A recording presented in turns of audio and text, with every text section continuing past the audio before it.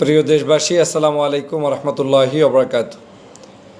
আপনারা জানেন আজ 5ই আগস্ট, যেই দিন শেখ হাসিনা বাংলাদেশ থেকে পালিয়ে গিয়েছিল, যেখানে সারা বাংলাদেশের সকল দল মত নির্বিশেষে ফ্যাসিবাদী শেখ হাসিনার সকল অপকর্ম নিয়ে আলোচনা হওয়ার কথা।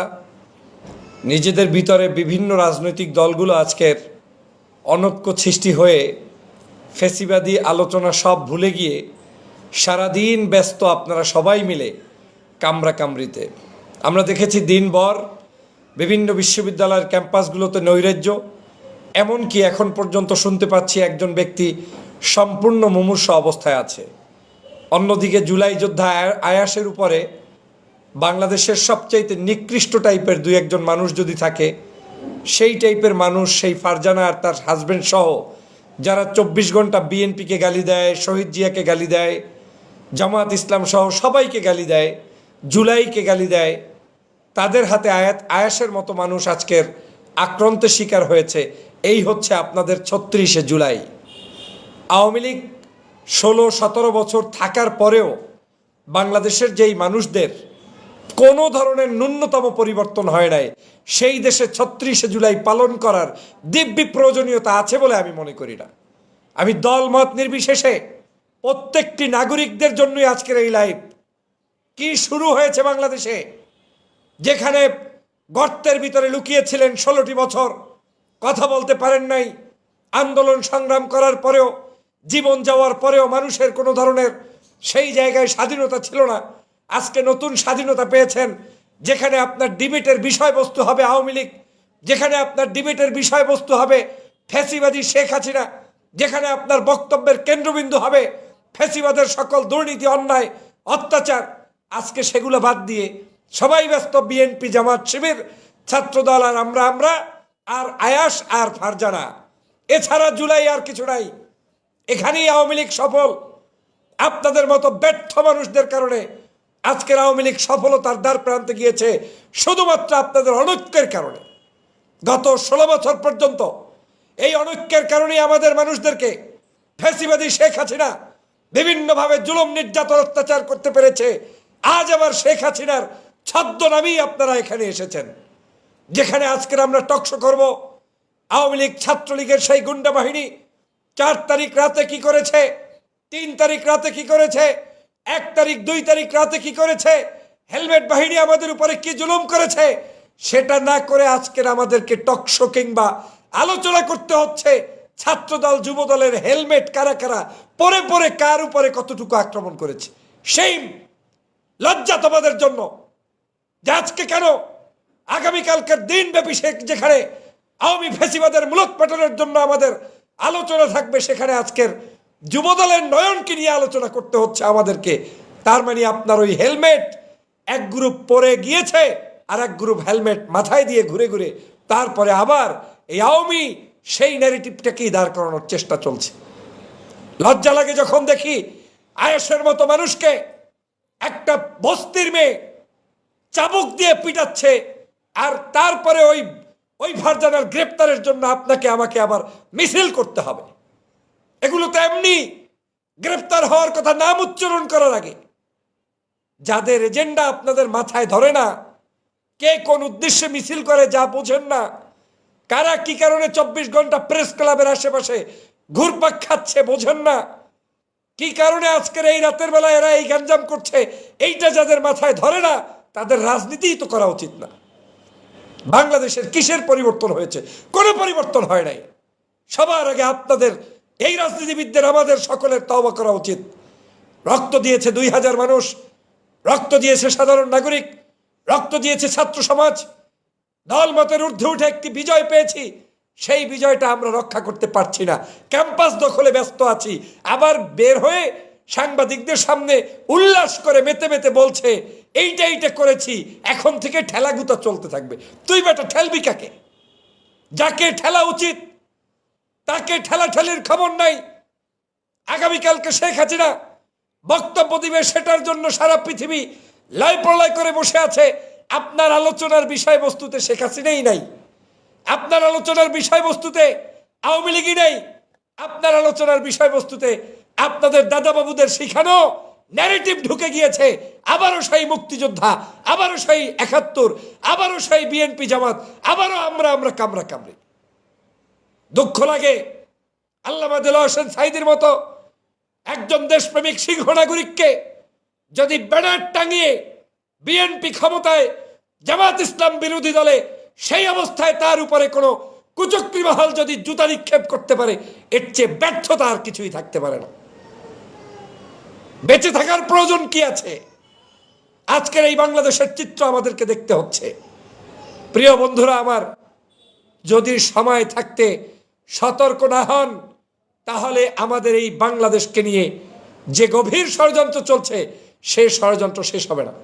এ কারণে আমার লেখালেখি কথাবার্তা অনেকের ভালোও লাগবে না। আমি গত কয়েকদিন আগে বলেছিলাম, যতক্ষণ পর্যন্ত ৩৬ জুলাই শেষ না হবে, ততদিন পর্যন্ত কারো উপরে আক্রমণ আপনি ঠেকাইতে পারবেন না। এগুলো পরিকল্পিত আক্রমণ, এগুলো করে করে উদ্দেশ্য ভিন্ন খাতে প্রভাবিত করার চেষ্টা করা হচ্ছে। আপনাদের থেকে ভিন্ন দিকে নিয়ে যাওয়া হচ্ছে, যাতে করে আপনারা এই দেশের মানুষরা জুলাইটাকে মনে না রাখতে পারেন, স্মরণে না রাখতে পারেন, জুলাই নিয়ে ফ্যাসিবাদের চরিত্র জাতির কাছে প্রকাশ করতে না পারেন। এজন্য নিজেদের ভিতরে লাগিয়ে দেওয়া হয়েছে। এটা প্ল্যান, এটা মাস্টার প্ল্যান। আর এই মাস্টার প্ল্যান আপনারা গিলে ফেলেছেন।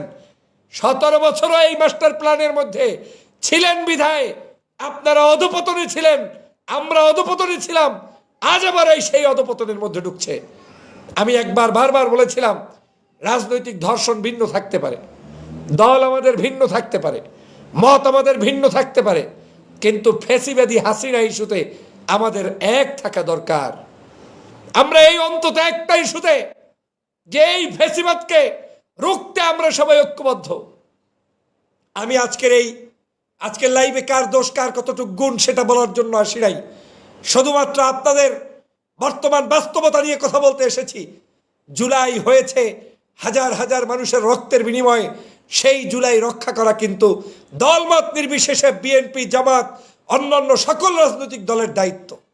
আমাদের যে ভাইয়েরা রক্ত দিয়েছে, জীবন দিয়েছে, তাদের সকলের সম্মিলিত প্রচেষ্টা, তাদের যে ত্যাগ, সেই ত্যাগগুলোকে আমাদের ঐক্যবদ্ধভাবে ধরে রাখার দায়িত্ব। কিন্তু আমরা সেটা বারবার ব্যর্থ হচ্ছি। কিন্তু এই ব্যর্থতার গ্লানি যে কত খারাপ হবে সেটা আপনারা অনুভব করবেন আর কয়েকটা দিন যাক। ৫ই আগস্টের পরবর্তী নির্বাচিত সরকারের আমলে জুলাই যোদ্ধারা মাইর খায়, জুলাই যোদ্ধাদেরকে কলঙ্কিত করা হচ্ছে। আপনি তো হাসতে হাসতে ধরেন বিএনপি কিংবা জামাতের বিরুদ্ধে একে অপরকে বললাম, কিন্তু এন্ড অফ দ্য ডেতে আপনি আসলে কাদের বিরুদ্ধে বলছেন নিজে একটু হিসাব করে দেখেন। আমরা বলছি নিজেরা নিজেদের বিরুদ্ধে। এটাই শেখ হাসিনার আওয়ামী লীগের সফলতা, যে আমরা আউট অফ সিলেবাস, তোমরা এটা নিয়ে ব্যস্ত থাকো। প্রিয় ভাইরা, অতএব কষ্টে কলিজা ফেটে যাচ্ছে। ওই আওয়ামী লীগের আমলেই যা শুনেছি, সাইদি খারাপ, অমুক খারাপ, আজও সেই একই অবস্থা শুনছি। শেখ হাসিনা বাংলাদেশে, অনেকে বলেন না আসবে না, আসতে পারবে না, আবেগের কথা বাদ দেন, প্ল্যানের অংশ হিসেবে আসবে। ও ভারতে থাকলেও ওর কিছু হবে না, ও এখানে আসলেও হয়তো অনেকে অনেক কিছু করবেন ভাবছেন, কিন্তু এরকম অনৈক্য থাকলে কিছুই করতে পারবেন না। অতএব আমাদের এখন থেকে সতর্কতা অবলম্বন করা উচিত। প্রিয় দেশবাসী, সে কারণে বলছি, আগামীকালকের এই যে আজকের অলরেডি শুরু হয়েছে এই ঐতিহাসিক ৫ই আগস্ট, কি বার্তা দেয় আমাদেরকে, কি শেখা উচিত আমাদের, কি করা উচিত আমাদের, সেই জিনিসটা আমরা যদি অনুভব করতে ব্যর্থ হই, আমরা কিন্তু চলে যাব অতল গহরে। আজও একই ভাষায় গালিগালাজ চলছে। ঠিক এই জুলাইয়ের ৪ জুলাই, ৫ জুলাই, আগস্ট, ৫ই আগস্ট, ৩ই আগস্ট, ৪ই আগস্ট, এই আগস্টের দিনগুলোতে, রাতগুলোতে আওয়ামী লীগ যা যা করছে, আমরা আপনারা কিন্তু একই কাম চলতেছে। এখন কোনো পরিবর্তন নাই। বাইরে ভাই, ক্যাম্পাসে কে থাকবে থাকবে না, ছাত্র সংসদ নির্বাচন হবে, কে জয়যুক্ত হবে হবে না, সেটা সাধারণ শিক্ষার্থীরা সেখান থেকে সিদ্ধান্ত দিবে। বিশ্ববিদ্যালয়ে একটি নতুন সংসদ আছে, ছাত্র জনতা ভোট দিয়েছে ছাত্র শিবিরকে, মেনে নেন। আপনি তার চাইতে ভালো কিছু করতে চান, আপনি কর্মের মাধ্যমে প্রতিষ্ঠিত করুন। তাই বলে ক্যাম্পাস দখলের রাজনীতি, এটা তো লাগে না। তাই বলে মারামারি, গুন্ডামি, হেলমেট পরে মানুষের উপরে আক্রমণ, এটা তো লাগে না। এই কারণে বলছি, আমাদের দেশে কিন্তু বিভিন্ন গ্রুপ তৎপর রয়েছে। মনে মনে এটা ভাবার কোনো সুযোগ নাই যে আপনার জন্য আওয়ামী লীগ অনেক সেফ।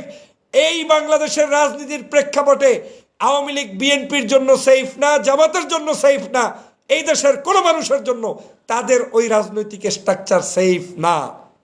কিন্তু আপনারা আপনাদের ভুলের কারণে তাদেরকে সেফটি জোন দিয়ে আবার প্রতিষ্ঠিত করার ন্যারেটিভ তৈরি করার একটি গভীর ষড়যন্ত্র বাংলাদেশে চলছে। প্রিয় ভাইয়েরা, আজকের বিশ্ববিদ্যালয়ের যদি একজন ভিপি জিএসকে মার খেতে হয় স্বগোত্রীয় মানুষদের কাছ থেকে, এর চেয়ে লজ্জার আর কি থাকতে পারে? আমরা তো এক, আমরা তো অভিন্ন, আমরা তো একসাথে লড়াই করেছি, সংগ্রাম করেছি। কষ্টে কথা বলতে চাই না, কিন্তু সহ্য ক্ষমতার বাইরে গিয়ে যখন পৌঁছে গিয়েছে বাধ্য হয়েছি কয়েকটি কথা বলতে। প্রিয় ভাইরা, জুলাইয়ের সময় কাদা ছোড়াছড়ির সময় নেই, সংঘাতের সময় নেই। এই সংঘাত মানে আপনি আপনার প্রতিপক্ষকে আপনি জয়যুক্ত করে দিলেন। প্রিয় বন্ধুরা আমার, লজ্জা করা উচিত আমাদের। সেই এ ধরনের রাজনীতি দিয়ে আগামীর রাজনীতি চলতে পারে না। স্বার্থবাদী রাজনীতি পরিহার করে আসুন ঐক্যবদ্ধভাবে ফ্যাসিবাদ নির্মূলে আমরা একতাবদ্ধ থাকি। অন্তত পক্ষে যতক্ষণ পর্যন্ত এই দেশটা থেকে ফ্যাসিবাদের চূড়ান্ত নির্মূল না হবে ততক্ষণ পর্যন্ত আমাদের কাজ করতে হবে। আমি বারবার বলেছি, দেশি বিদেশি গভীর ষড়যন্ত্র চলছে। কখনো দেখবেন বিনা কারণে এনসিপির উপরে আক্রমণ করবে, জামাত শিবিরের উপরে করবে, আবার এদেরকে খেপিয়ে দিয়ে আপনাদের উপরেও করাবে। সেটাও ভাবিয়েন না যে আপনাদের উপরে করাবে না, আপনারাও করে ফেলবেন। এরকম ভুল নিজেরা নিজেরা করতে করতেই কিন্তু দেশের পরিস্থিতি খারাপ হয়ে যাবে। অতএব ওই সকল পাতলা রাজনীতিবিদ যারা যারা কোথায় কোথায় সংঘাত তৈরি করতে চান, তাদের থেকে আমাদের দেশকে, আমাদের সবাইকে হেফাজত করতে হবে।